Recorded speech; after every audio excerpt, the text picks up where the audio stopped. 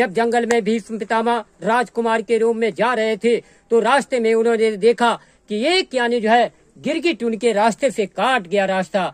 तो भीष्म पितामह को यानी जो है वो राजकुमार के रूप में थे यानी जो है क्रोध आ गया और कहा कि इसकी मजाल जरा से कीड़े की कि मेरा रास्ता काटने वाले को मैंने कभी यानी छोड़ा नहीं है। उन्होंने भाला मारा और उस यानी जो है गिरगिट को नाथ लिया और नाथने के बाद घुमाते हुए ऐसे चले गए जंगल में और जंगल में उसको ऐसे फेंक दिया जहाँ पर तमाम नागफनी का पेड़ खड़ा हुआ था और नागफनी के पेड़ पर उसका जा करके यानी जो है सारे कांटे उसके शरीर में चुभ गए।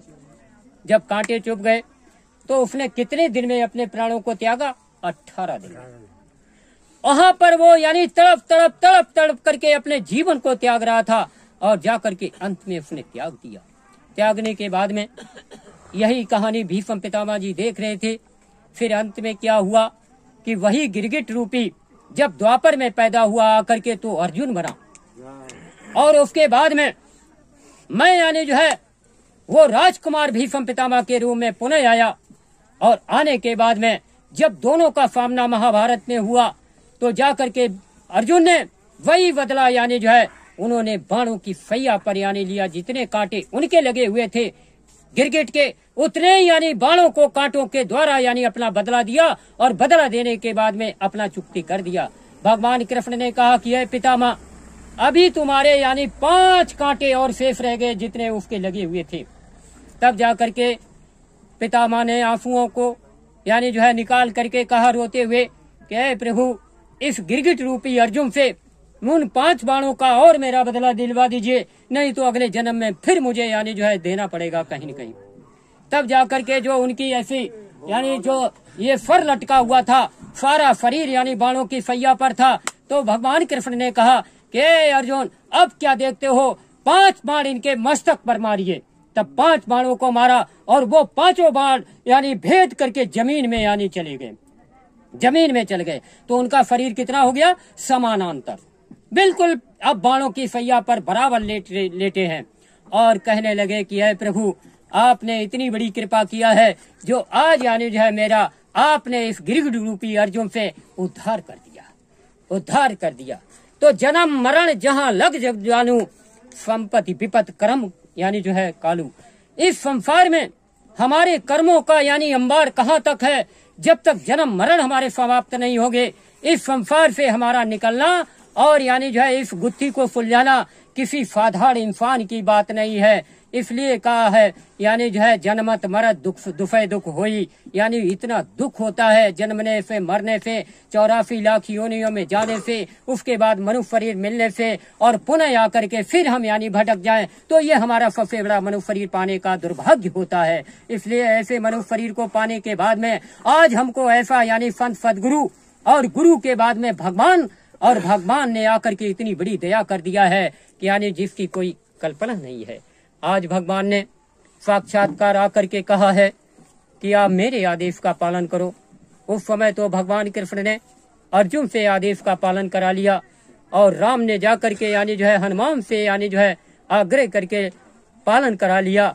तो जाकर के यानी धर्म की स्थापना इनके माध्यम से द्वापर त्रेता में हो गई।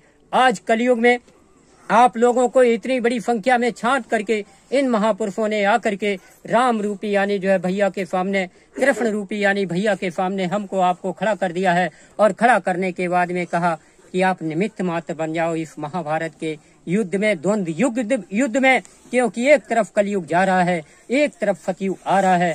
कल ही उन्होंने बताया कि अगर यानी जो है इस संसार में महात्माओं की बात को लोगों ने नहीं माना, राजा रैयत ने बात नहीं माना, तो जाकर के कितना यानी विनाश होने जा रहा संसार में कि यानी 12% ही आबादी बचेगी। इसलिए बाबा जय गुरुदेव जी महाराज ने कहा था कि मेरी अगर बात को न माना जलजला आ जाएगा और जलजला आने पर 20 को चिराग जल जाएगा।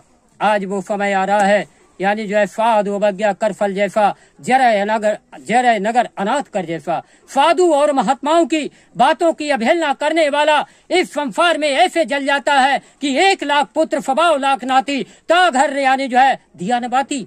आज सारे संसार में यानी जो है महात्माओं की बात को अवहेलना कर दिया, भगवान की बात को अवहेलना कर दिया, ईश्वर की बात को अवहेलना कर दिया। धर्म के रास्ते से मुड़ गए और राजा रैयत दोनों यानी जो है अंधकार में डूब करके पाप में यानी संसार में इतना यानी घोर अनर्थ करने लगे, इतना पाप करने लगे कि उनके सारे पापों का अंबार उनकी ही खोपड़ी पर चढ़ गया है। और चढ़ने के बाद उनको सत असत का ज्ञान नहीं रहा है कि आगे चल करके मैं पूरी दुनिया को ऐसे दोजख में, ऐसे गड्ढे में ढकेलने जा रहा हूँ जहाँ पर सारी दुनिया अंधकार के ढेर पर बैठी हुई है।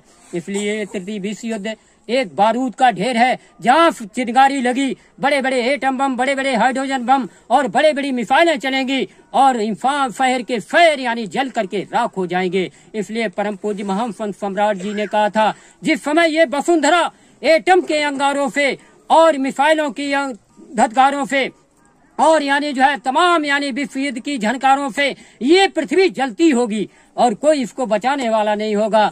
और करोड़ों नर नारी इस वसुंधरा पर जब यानी जो है आंसू डालेंगे कि ऐ प्रभु आकर के मेरी रक्षा करो, मेरे देश की रक्षा करो, उस समय आकर के यानी जो है वो महान संत सम्राट नेताजी सुभाष चंद्र बोस तृतीय विश्व युद्ध में आएंगे और अपना परिचय देंगे और कहेंगे कि भारत ही नहीं सारी दुनिया को मैं बचाने का ठेका लिया है और मैं सारी दुनिया को बचाऊंगा। और इसी के साथ में वो अपना जहां से मिशन छोड़ करके 1945 में गए वहीं से अपना मिशन 2024 से शुरू करेंगे।